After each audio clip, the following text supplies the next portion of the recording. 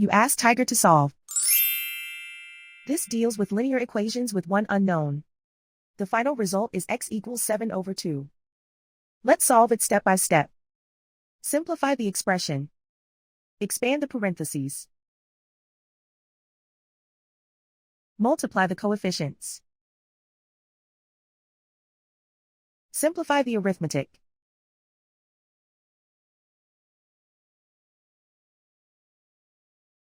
Group all constants on the right side of the equation. Subtract 26 from both sides. Simplify the arithmetic.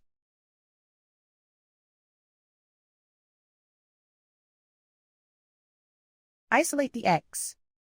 Divide both sides by 12. Simplify the fraction.